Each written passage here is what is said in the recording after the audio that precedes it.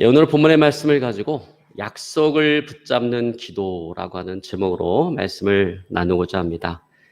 예, 오늘도 멀리 계신 성도님들, 또 코로나로 인해서 또 개인적인 가정사로 인해서 함께하지 못하시는 성도님들 온라인 예배로 함께하고 있습니다. 예, 감사를 드립니다. 자, 오늘도 말씀 나누기 전에요, 우리 인사합니다. 앞뒤 또 좌우 바라보시면서 오늘은 그렇게 인사합니다. 약속을 붙잡고 기도하면 응답하십니다. 아멘. 여러분, 우리가 인생을 살아가면서 어려운 일을 만날 때 하나님의 약속을 붙잡고 기도하면 반드시 응답하십니다. 우리로 승리케 하십니다. 믿으시기를 주님으로 축원합니다. 여러분, 아동작가인 정채봉 씨가 쓴 만남이라고 하는 글이 있습니다.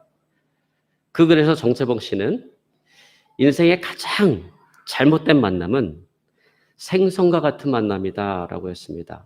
왜냐하면 그런 만남은 만나면 만날수록 비린내가 묻어나는 그런 만남이 있기 때문에 그렇습니다.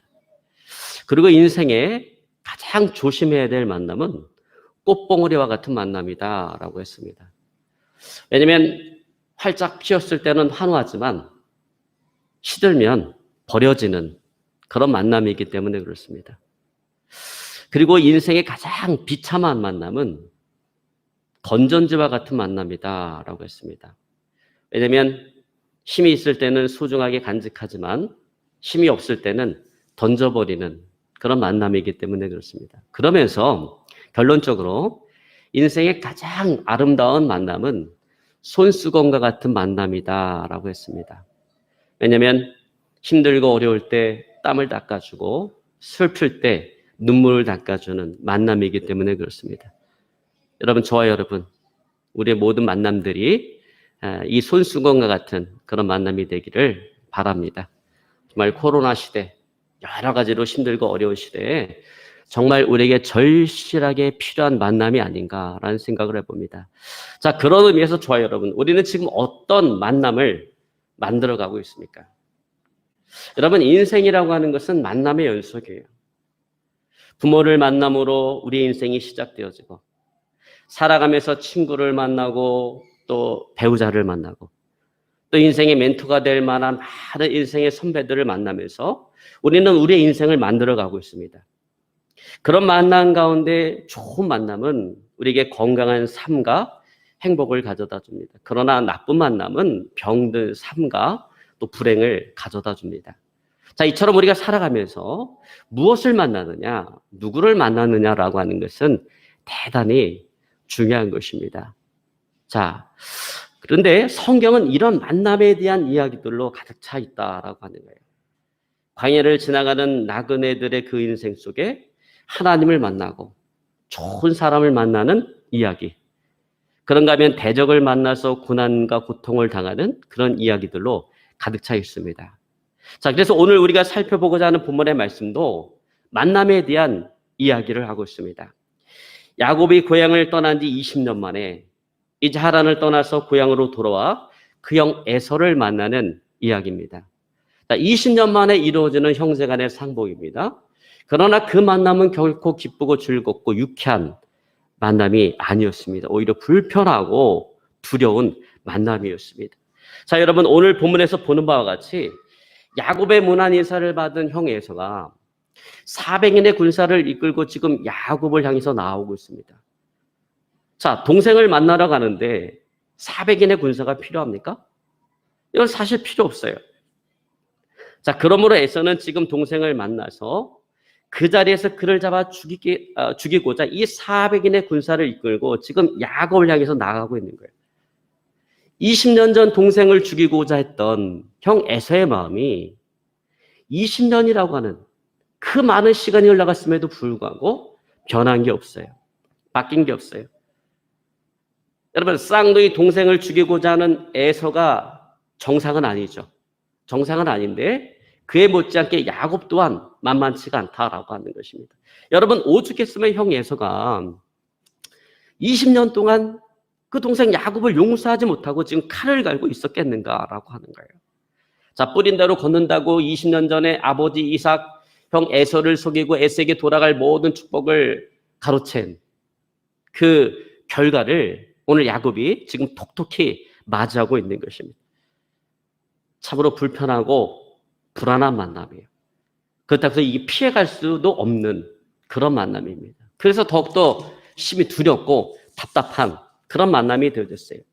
자, 야곱의 형 에서와의 만남을 얼마나 두려워했는지 여러분 7절에 보니까 야곱의 심정을 이렇게 표현하고 있습니다. 야곱이 심히 두렵고 답답하여. 이 보통 두려운 게 아니야. 심히 두렵고 그 결과로 답답했다라고 이야기합니다. 여러분, 우리가 인생을 살아가면서 여러분 이런 만남이 없기를 주님으로 축원합니다. 여러분 심히 두렵고 답답한 만남이에요. 정말 생각만 하면 생각할수록 끔찍한 만남이에요. 야곱은 자기 형 그 에서의 분노가 너무나도 두렵고 너무나도 무서웠습니다. 에서가 친히 400인의 군사를 이끌고 온다라고 하는 그 자체가 뭘 얘기하는 거예요? 일말의 궁율도 없다라고 하는 것입니다. 한마디로 말해서 야곱을 잡으면 그 자리에서 그의 목을 치겠다라고 하는 의지를 나타내고 있는 거예요. 여러분 20년 동안 고생해서 이제 거부가 되었는데 이제 그것을 누려야 되는데 그것을 누리지도 못하고 이제 형 에서에게 붙잡혀서 아주 처참하게 죽임을 당하게 되었습니다. 그렇다면 이 위기를 벗어날 수 있는 방도가 있어야 되는데 잔머리에 능한 야곱이 아무리 생각을 해봐도 방도가 없어요. 고민을 해봐도 뾰족할 수가 없습니다. 그리고 그 고민을 한 만큼 시간은 흘러서 에서가 이끌고 오는 400인의 군사는 더욱더 가까이 다가오고 있습니다. 죽음의 그림자는 더욱더 가까이 엄습해오고 있습니다. 그러니까 야곱은 너무나도 두렵고 너무나도 그 마음이 답답했던 거예요. 이에 우선 임시반평적으로 에서가 산떼를 치면 내가 그 한 떼를 이끌고 도망가리라라고 하는 그 생각에 자기가 이끌고 온 종, 양, 또 소, 약대를 두 떼로 나누었습니다. 그러나 그것도 진정한 해결책은 아닙니다. 여러분 그렇게 한들 여러분 싸움에 능한 익숙한 그 400인의 군사를 어떻게 따돌릴 수가 있겠어요? 잠깐 시간을 벌 수는 있을지 모르겠지만 곧 붙잡혀서 처참하게 죽임을 당하게 되어질 것입니다. 자, 이렇듯 나름대로 조치를 취했지만 그것도 역시 소용이 없다라는 거예요. 답답하고 두렵고 답답하기는 마찬가지라는 것입니다. 자, 여러분 우리가 인생을 살아가면서 이렇듯 두렵고 답답함이 밀려올 때 여러분 우리는 어떻게 해야 될까요? 오늘 야곱처럼 진태양난의 위기 속에 다가오는 이 두려움과 답답함을 우리는 어떻게 해결해야 될까요? 만약에 우리가 야곱과 같은 그런 상황에 처해 있다면 우리는 이 문제를 어떻게 해결을 해야 될까요? 여러분 세상에서는 어떻게 합니까? 세상에서 이런 문제가 오면은 술을 마시고 그 술 기운을 이용해서 잠깐 잊어보려고 노력을 해요. 그러나 그것도 해결책은 아니죠. 술에서 깨어나면 다시금 그 두려움과 답답함에 사로잡히게 되어지는 거예요. 또 세상에서 친구를 만나서 자기 안에 있는 이야기를 하고 이야기를 해서 모든 것들을 잊어버리려고 하지만 그러나 친구와 헤어지고 홀로 남게 되어지면 또다시 그 두려움과 답답함에 시달릴 수밖에 없다라는 거예요. 도저히 이 두려움과 답답함을 벗어날 수가 없어요. 그래서 여러분 세상에서는 이 두려움과 답답함을 벗어날 수 없을 때 극단적인 선택을 하지 않습니다. 얼마 전 유재석 씨가 지나가는 유퀴즈에 우리나라 공무원 역사상 최연소로 7급 공무원 시험에 합격한 젊은 여자 청년이 나왔어요. 나와서 자기가 어떻게 공무원 시험에 합격했는지 그 성공 스토리에 대한 이야기를 했습니다. 그걸 보면서 참 훌륭하다 이런 생각을 했었는데 근데 며칠 지나지 않아서 그 사람이 또 자살을 했다라고 하는 신문 기사가 나왔어요. 신문 기사 속에는 왜 자살을 했는지 명확하게 어떤 그 이유가 밝혀지진 않았습니다. 자, 여러분, 근데 우리가 생각해 볼 때 그 젊은 나이에 7급 공무원 시험에 합격했다라고 하는 것은 인생을 살아가는데 먹고 살아가는 문제는 해결됐다라는 거 아니에요? 그리고 거기 나와서 막 인터뷰한 것을 이렇게 보니까 정말 너무나도 밝고 명랑하고 아주 긍정적인 멘탈을 가지고 있는 그런 청년이었어요. 그래서 왜 자살을 했을까요? 물론 어떤 이유로 그렇게 했는지 이유는 알 수 없지만 그러나 분명한 한 가지는 그것입니다. 우리는 알 수 없지만 분명히 그도 어떤 문제를 가지고 있었고 그것은 자기가 해결할 수 없는 문제였고 그래서 그 또 두려움과 답답함으로 그에게 다가오지 않았을까. 그래서 그런 극단적인 선택을 하지 않았을까 그런 생각을 해봅니다. 자, 여러분 그런 의미에서 오늘 야곱의 행보는 이러한 위기를 우리가 어떻게 극복해야 될 것인가에 대한 분명한 빛을 우리에게 비춰주고 있다라고 하는 거예요. 내 힘과 내 능력으로 해결할 수 없는 그 문제가 다가올 때 그 문제로 통해 다가오는 그 두려움과 이 답답함의 문제를 어떻게 해결해야 하는지를 오늘 보여주고 있습니다. 자, 오늘 야곱이 이 위기를 벗어나기 위해서 어떻게 합니까? 여러분, 이게 중요한 거예요. 오늘 야곱이 이 위기를 벗어나기 위해서 야곱이 어떻게 합니까? 우리도 이런 인생의 위기를 만날 때마다 이렇게 해야 됩니다. 자, 어떻게 합니까, 야곱이? 오늘 하나님의 약속을 붙잡았다라는 거예요. 야곱은 이 절대절명의 순간에 오늘 하나님의 약속을 붙잡고 기도했습니다.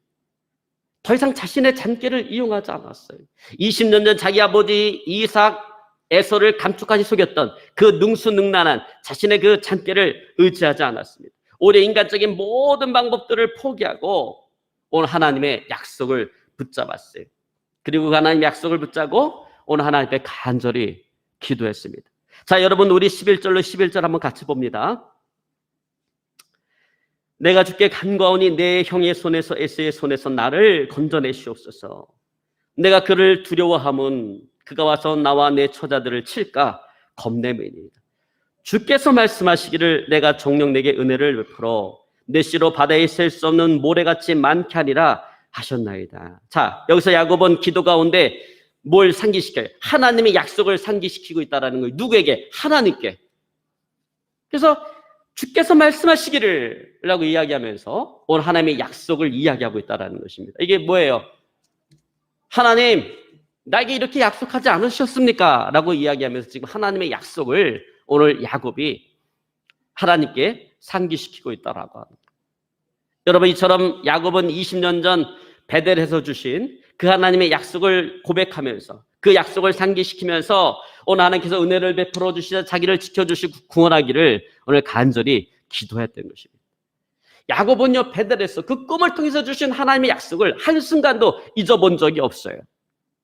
여러분, 창세기 28장 14절로 15절에 보면 분명 하나님께서는 베델에서 야곱에게 이렇게 약속하셨습니다. 내 자손이 땅의 티끌같이 되어서 동서남북에 편만할지며 땅의 모든 족속이 너와 네 자손을 인하여 복을 얻으리라. 내가 너와 함께서 내가 어디로 가든지 너를 지키며 너를 이끌어 이 땅으로 돌아오게 할지라. 내가 내게 허락한 것을 다 이루기까지 너를 떠나지 아니하리라. 자, 이것이 하나님께서 야곱에게 주신 약속이에요. 그러므로 야곱은 이 하나님의 약속을 붙잡고 형 에서와의 문제를 오늘 해결하고자 하는 것입니다. 두렵고 답답한 이 만남의 문제를 해결하기 위해서 오늘 이 하나님의 약속을 붙잡고 야복 강가에 가서 밤새도록 오늘 야곱은 하나님 앞에 기도를 했어요. 그리고 마침내 야복 강가에서 오늘 야곱의 기도를 들으신 그 하나님께서는요, 야곱을 변화시키시고 그에게 이스라엘이라고 하는 새로운 이름을 주셨어요. 자, 여러분, 야곱이라고 하는 이름은 우리가 잘 알다시피 그 이름의 뜻이 뭡니까? 사기꾼이라는 뜻 아니에요? 그래서 야곱은 정말 그 이름대로 사기꾼 같은 삶을 살았어요. 아버지 이삭 형 에서를 속이고 에서에게 돌아갈 모든 영적인 축복을 가로채는 영적 사기꾼의 삶을 살아왔습니다. 그런데 하나님께서 야곱의 기도를 들으시고 야곱을 변화시키고 오늘 그의 이름을 이스라엘로 바꿔주셨어요. 여러분, 이스라엘이라고 하는 이름의 뜻은 뭐예요? 하나님과 겨루어서 이겼다라고 하는 것입니다. 근데 여러분, 이 세상에 하나님과 겨뤄서 이길 수 있는 사람이 누가 있어요? 없어요. 그렇다면 여러분, 하나님과 겨뤄서 이겼다라고 하는 것은 어떤 의미겠습니까? 하나님께서 져주셨다라고 하는 거예요. 여러분, 마치 아버지가 어린 자녀와 팔씨름을 할 때 일부러 그 자녀를 해서 져주는 것처럼 하나님께서 져주셨다라는 것입니다. 여러분, 그렇다면 하나님은 누구에게 져주시는가? 여러분, 하나님 누구에게 져주실까요? 그것은 바로 하나님의 약속을 붙잡고 기도하는 자인 것입니다. 여러분, 항상 하나님의 약속을 붙잡고 기도하시기를 주의 이름으로 축원합니다. 하나님, 성경에 이렇게 약속하시지 않았습니까? 하나님, 내가 지금 이 약속을 붙잡습니다. 이 약속대로 나에게 응답하여 주시옵소서. 나로 승리케 하여 주시옵소서. 여러분, 그렇게 기도하시기를 오늘 주의 이름으로 축원합니다. 생명을 거는 기도를 통해서 이제 야곱은 인간적인 잔머리를 굴리는 사기꾼에서 오늘 하나님의 약속을 붙잡고 기도하는 믿음의 사람으로 변화되었습니다. 여러분, 이처럼 하나님께서는요, 인생의 위기를 통해서 오늘 그를 변화시켰어요. 그리고 변화된 그에게 오늘 이스라엘이라고 하는 이름을 지어주신 것입니다. 여러분, 그러므로 우리가 기억해야 될 것은 이거예요. 여러분, 인생의 위기는 하나님께서 우리를 변화시키고 축복하기 위한 통로다라고 하는 것입니다. 여러분, 그러므로 인생의 위기 앞에서 원망불평하지 말고 좌절하고 낙심하고 포기하지 말고, 여러분, 그럴 때일수록 우리가 어떻게 해야 되겠습니까? 하나님의 약속을 붙잡아야 된다라는, 하나님의 약속을 붙잡고 기도해야 된다라고 하는 것입니다. 여러분, 그렇게 하시기를 주님으로 축원합니다. 자, 여러분, 그런데 보세요. 지금 이 문제가 야곱 하나 변화된다고 이게 해결될 수 있는 문제는 아니죠. 지금 이건 야곱과에서의 갈등의 문제예요. 한 사람이 변화된다고 해결될 수 있는 문제가 아니에요. 야곱이 또 누구도 변화됩니까? 에서도 변화돼야지 해결될 수 있는 문제예요. 근데 하나님은 야곱이 변화가 되니까 누구도 변화시켜요? 오늘 에서도 변화시켜 주셔요. 오늘 에서에게 궁율의 마음, 동생 야곱을 불쌍히 여기는 궁율의 마음을 부어주십니다. 야곱이 환도뼈가 부러져서 다리를 절면서 나올 때 그 모습을 에서가 바라볼 때 견딜 수가 없었어요. 달려가서 야곱의 목을 끌어안고 같이 울게 만들어 주셨습니다. 여러분, 하나님의 은혜가 아니고는 있을 수 없는 일이에요. 그러면 여러분, 내가 먼저 변화되어져야 된다라고 하는 것입니다. 여러분, 내가 변화되면, 내가 바뀌면 모든 것들이 바뀌게 되었어요. 모든 것들은 해결되어지게 되었어요. 근데 자신은 변화될 생각이 1도 없으면서, 전혀 변화될 생각이 없으면서 상대방이 바뀌기를 바라고 상대방을 바꾸려고 하면 어떤 변화도 일어나지 않는다. 여러분, 이 세상에 제일 어리석은 사람이 어떤 사람이냐면 자기는 변할 생각이 없으면서 상대방 변화되기를 바라고 상대방을 바꾸려고 하는 사람이에요. 반대로 이 세상에 지혜로운 사람은 어떤 사람이에요? 상대방이 변화되기를 바라고 상대방을 바꾸려고 하기보다는 자신의 변화를 먼저 도모하는 사람인 것입니다. 여러분, 우리가 살아가다 보면 갈등적인 관계에 놓일 때가 상당히 많아요. 여러분, 부부간의 관계, 또 부부간의 관계, 부모와 자녀의 관계. 여러분, 이 갈등의 문제가, 이게 어려운 게 왜 그러냐면 다른 사람과의 갈등은요, 안 보면 그만이에요. 내 관계 끊어버리면 그만이에요. 그러나 이런 갈등은 내가 끊어버린다고 될 수 있는 게 아니기 때문에 이런 갈등이 너무나도 이게 힘들고 어렵다라고 하는 것입니다. 그래서 여러분, 그런 얘기가 있잖아요. 시어머니하고 며느리가 한 교회를 다니는데 어느 날 목사님이 설교를 하는데, 자녀들아 내 부모를 공경하라 라고 하는 제목으로 설교했습니다. 그러니까 시어머니가 속으로 생각합니다. 우리 며느리가 목사님의 이 설교 듣고 뭔가 좀 깨닫는 게 있어서 변화되었으면 좋겠다. 그리고 목사님이 설교할 때마다 그 앞에서 아멘 아멘 합니다. 다음 주일이 됐어요. 목사님, 이번에는 너희 부모들아 자녀를 노엽게 하지 말라라고 하는 말로 설교를 합니다. 그러니까 이번에 며느리가 우리 시어머니가 이 말을 듣고 좀 깨닫는 게 있고 좀 받게 될 텐데, 그 앞에서 큰 소리로 아멘 아멘 하더라는 거예요. 여러분, 이게 미련한 삶이라고 하는 것입니다. 여러분, 내가 바뀌지 않으면 어떤 것도 바뀔 수가 없어요. 여러분, 그러므로 누가 먼저 바뀌어야 되겠습니까? 내가 바뀌어야 된다는 거예요. 내가 변화되어야 된다는 것입니다. 자, 여러분, 오늘 야곱은 먼저 변화되었어요. 그러자 오늘 야곱을 두렵게 만들고 답답하게 만들었던 모든 문제가 오늘 해결이 되어졌습니다. 야곱은 하나님의 약속을 붙잡고 기도의 전념함으로 말미암아 오늘 변화를 받았고 그 모든 문제가 해결이 되어진 것입니다. 여러분, 그래요. 여러분, 인생에 큰 문제가 오면 누구도 해결할 수가 없습니다. 오직 하나님의 약속을 붙잡고 기도할 때 하나님께서 해결해 주시는 것입니다. 여러분, 성경은 잠언 3장 5절 6절에 너는 마음을 다하여 여호와를 의뢰하고 내 명철을 의지하지 말라. 너는 범사의 그를 인정하라. 그러면 너희를 지도하시리라라고 말씀하고 있습니다. 또 야고보서 5장 13절에 너희 중에 고난당하는 자가 있느냐? 저는 기도할 것이요 라고 말씀하고 있습니다. 저 여러분, 우리 인생을 살아가다 보면요, 야곱처럼 정말 고통스러운 만남의 자리에 나가야 될 때가 있어요. 정말 피할 수 없는 만남의 자리. 그래서 너무나도 두렵고 답답한 그런 일들을 만나고 그런 만남의 자리에 나갈 때가 있습니다. 여러분, 그럴 때 하나님의 약속을 붙잡고 기도로 무장하고 대면하시고 또 무장하고 나가시기를 오늘 시간 주님을 축원합니다. 여러분, 그렇게 할 때 하나님께서 야곱을 지켜주셨던 것처럼 하나님은 우리와 함께 하시고 우리를 지켜주실 거예요. 우리의 문제를 해결해 주실 거예요. 전에 있던 교회에 제가 잘 알고 또 친하게 지냈던 성도님 한 분 있겠어요. 설교 시간에 내가 실명은 이야기하지 않겠습니다. 참 그분은 참 믿음 생활을 너무나도 잘하고 또 교회에 너무나도 열정적인 박모 집사님이셨어요. 근데 이 박 집사님은 1년에 2번 설, 추석만 다가오면 또 그리고 그 시댁 어르신 제삿날만 다가오면 가지도 않았는데 정신적으로 육체적으로 엄청나게 스트레스를 받아요. 뭘 먹어도 소화가 되지를 않아요.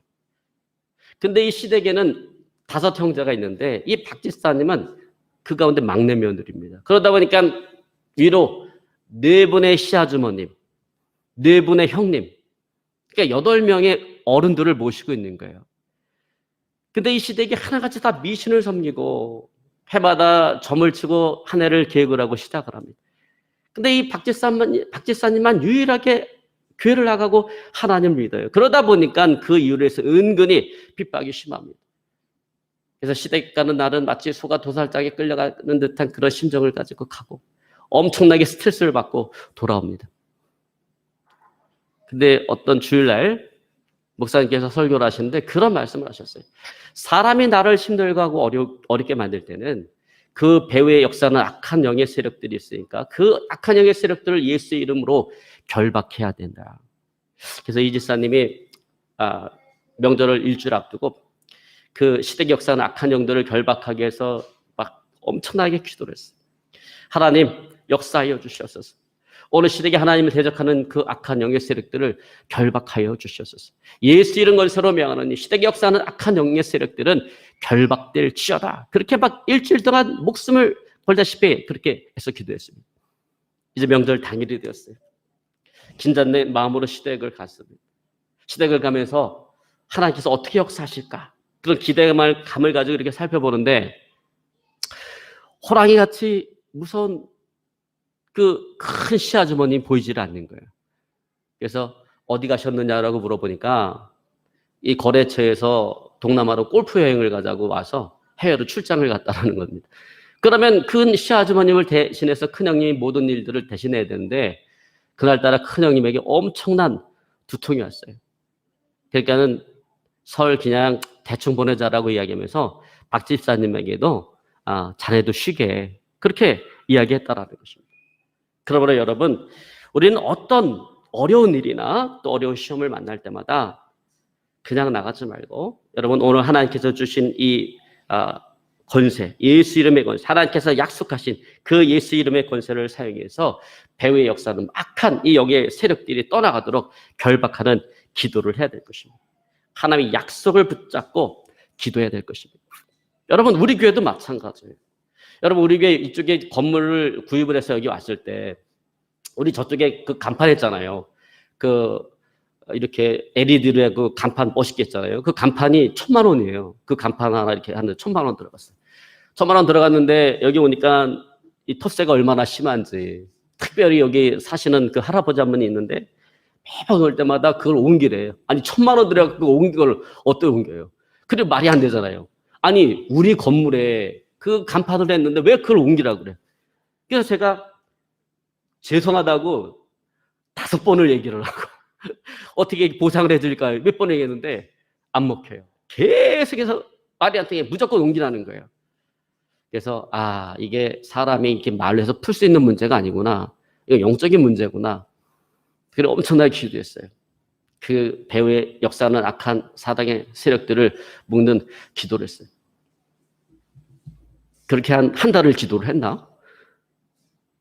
그랬는데 그 다음부터는 그런 얘기 안 하시더라고. 저를 봐도 그런 얘기를 안 하시고 그러더라고. 그전에 막 인사하면 인사도 안 받고 막 이러셨는데 그다음 또 인사를 하면 또 그냥 뭐 진지하게 받는 건 아니지만 그래도 얼추게 인사를 받고 가요. 많이 이렇게 누그러 주셨더라고요. 그래서 이 하나님께서 역사하셨구나라는 생각을 했습니다. 여러분 그래요. 어떤 환경이 사람이 나를 힘들고 어렵게 할 땐 그 배후의 역사는 악한 영의 세력들을 결박해야 돼. 왜 누가 이렇게 말씀하시는 겁니까? 하나님께서 말씀하신 거 아니에요. 이게 하나님의 약속 아닙니까? 그런 하나님의 약속을 붙잡고 기도하시기를 주님으로 축원합니다. 자, 여러분 오늘 본문 말씀 중에도 보면 야곱이 에서를 만나는 그 자리에 하나님께서는 야곱을 돕기 위해서 당신의 사다인 천군 천사를 먼저 보내셨어요. 그들을 먼저 보내서 만발의 준비를 다 해놓고 뭘 기다렸냐면 오늘 야곱이 하나님의 약속을 붙잡고 기도하기를 기다리셨다라고 하는 것입니다. 자, 여러분 오늘 본문의 말씀 1절로 2절을 보면 이렇게 이야기하고 있습니다. 야곱이 그 길을 진행하더니 하나님의 사자들이 그를 만난지라 야곱이 그들을 볼 때 이르기를 이는 하나님의 군대라고 그 땅 이름을 마하나임이라 하였더라. 자, 이처럼 하나님께서는 야곱의 에서를 만나러 가는 그 자리에 당신의 사자, 천사들을 먼저 보내셨어요. 그리고 야곱이 이제 하나님의 약속을 붙잡고 기도하면 뭐하도록? 움직이도록, 역사하도록 먼저 보내셨다라는 거예요. 그러므로 야곱이 하나님의 약속을 붙잡고 기도할 때 오늘 에서가 이끄는 400인의 군사 그 배후의 역사는 악한 영의 세력들이 결박이 되어지고 뭐가 이루어진 겁니까? 극적인 화해가 오늘 이루어진 것입니다. 여러분 이렇듯 하나님의 약속을 붙잡고 기도할 때 우리를 두렵게 하고 또 우리를 답답하게 하는 모든 문제가 해결되어지는 것입니다. 여러분 믿으시기를 주를 축원합니다. 여러분 성경에는요 우리를 향한 하나님의 32,500가지의 약속이 있습니다. 여러분 기도할 때 항상 이 하나님의 약속을 붙잡으세요. 이 하나님의 약속을 붙잡고 기도하시기를 주로 축원합니다. 그래서 응답받고 승리하는 저와 여러분의 삶이 되어질 수 있기를 오늘 시간 주로 축원합니다. 이제 말씀을 정리하기 원합니다. 저 여러분 우리도 살다 보면 이처럼 불편하고 두려운 그런 일들을 만나고 그런 만남의 자리에 나가야 될 때가 있을 것입니다. 여러분 그럴 때마다 그 만남의 자리에 나가기 앞서 하나님의 약속을 붙잡고 기도함으로 문제를 해결하고 승리하는 저 여러분의 삶이 되어질 수 있기를 오늘 시간 주로 축원합니다. 우리 말씀 붙잡고 간절히 기도하기 원합니다.